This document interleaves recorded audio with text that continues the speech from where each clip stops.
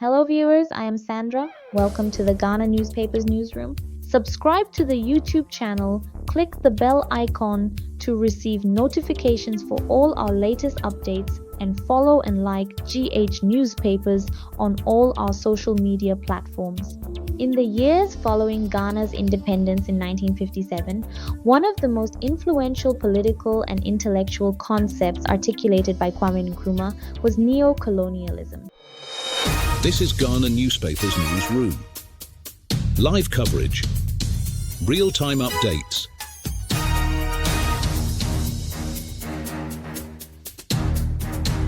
Preserving Ghana's story.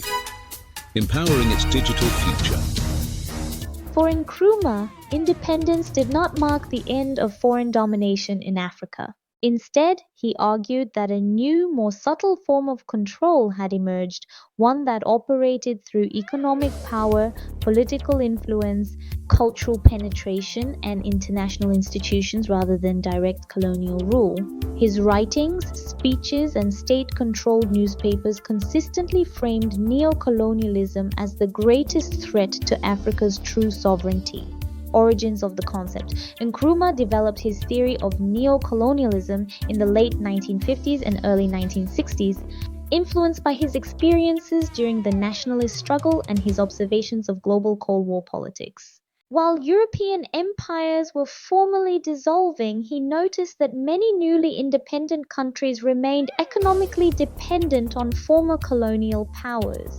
He famously defined neo-colonialism as a situation in which a state is independent in name, but its economic system and political policy are directed from outside. This idea was most fully articulated in his influential book Neo-Colonialism, the last stage of imperialism, published in 1965, which became a cornerstone of post-colonial political theory. Economic control as the core mechanism. At the heart of Nkrumah's concept was the belief that economic dependency was the primary tool of neo-colonial domination. He argued that Western powers maintained control over African nations by dominating trade markets, controlling prices of raw materials, influencing financial institutions, investing in industries that primarily benefited foreign interests.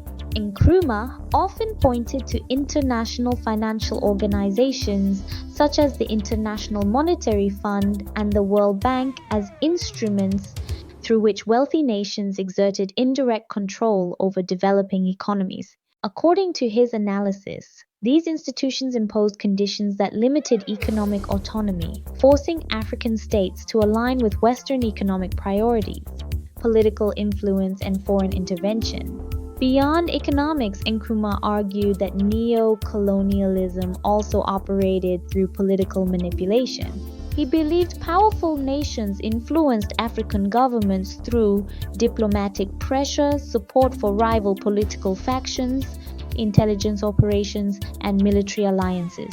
In his speeches, he frequently warned that foreign powers could destabilize independent African states by supporting coups, funding opposition groups, or shaping domestic political narratives. Media framing and public messaging. Ghanaian newspapers during Nkrumah's presidency played a key role in promoting the concept of neo-colonialism.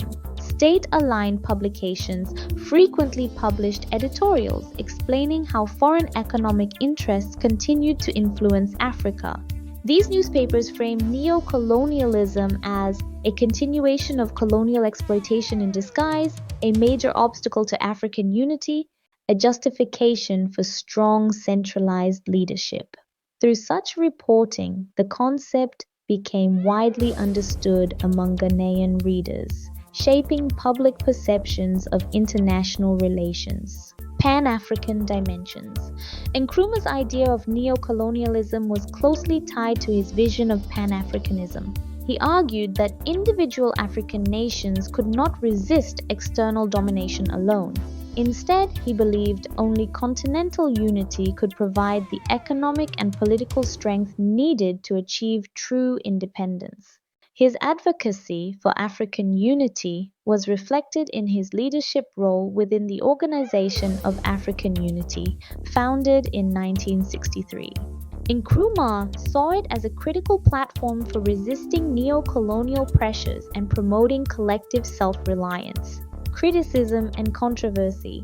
While many African leaders and intellectuals embraced Nkrumah's theory, it also attracted criticism. Some Western governments accused him of using the concept to justify authoritarian policies and suppress domestic opposition.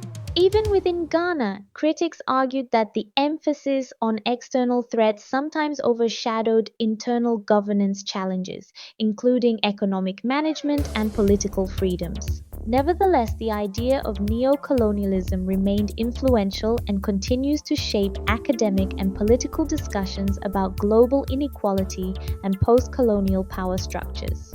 Long-term global impact. Today, Nkrumah's concept of neo-colonialism is widely studied in fields such as political science, international relations, and African studies.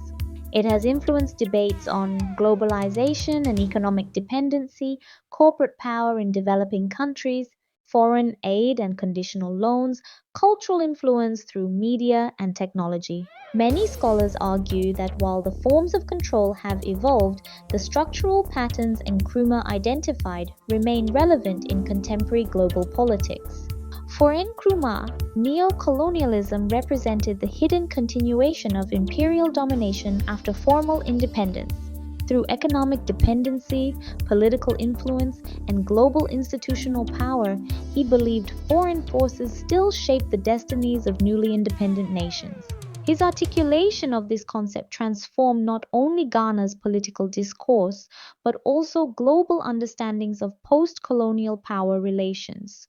More than half a century later, Nkrumah's warnings about neo-colonialism continue to resonate, reminding the world that true independence involves not just political sovereignty, but also economic and structural autonomy. Thank you for watching Ghana Newspapers Newsroom. Once again, I am Sandra. Do not forget to subscribe to our YouTube channel, click the bell icon for notifications, and follow and like GH Newspapers across all our social media platforms. Thank you for staying with us. We'll be back with more news at GMT 7 p.m. Until then, stay informed and stay safe. This is Ghana Newspapers Newsroom. Live coverage. Real-time updates.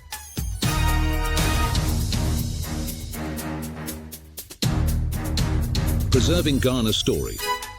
Empowering its digital future.